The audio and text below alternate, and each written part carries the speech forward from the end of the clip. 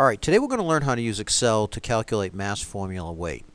Alright, and so what we want to do is we want to be able to add up all the different formulas or all the weights of the individual atoms in a molecule.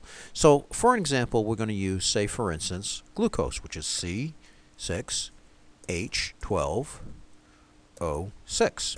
Alright, so in order to do this, what you need to do is you need to be able to calculate the atomic weight, what mass is contributed to the atomic weight of glucose by each of the elements. So we start off with, here we're going to write the element. Alright, and this is Office 2007. This is actually probably easier in 2003. We're going to put element at the top, and then we're going to put weight, or atomic mass. Alright, and I'm just going to expand that a little bit. Number of atoms, that would be the number of atoms in the molecule. Total. Okay, and that's the total weight. All right, and so those are the four things that we're going to be calculating.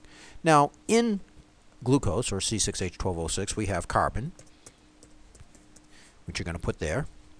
We have hydrogen, and we have oxygen.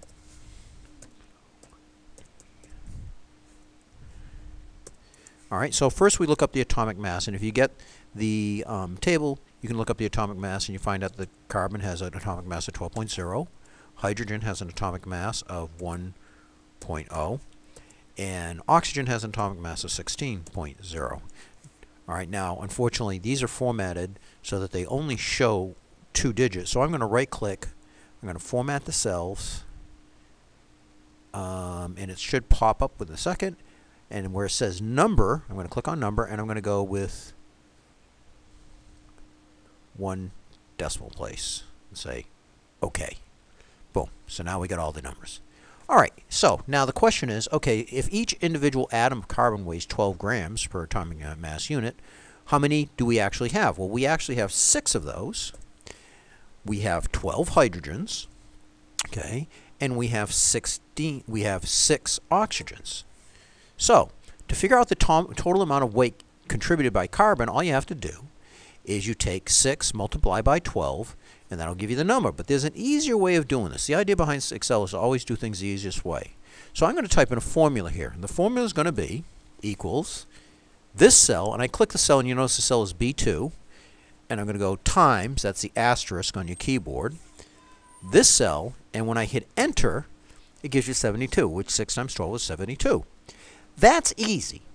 But what we could do is we could just go and type the formula in over and over again, equals, that equals, whoops, this times this.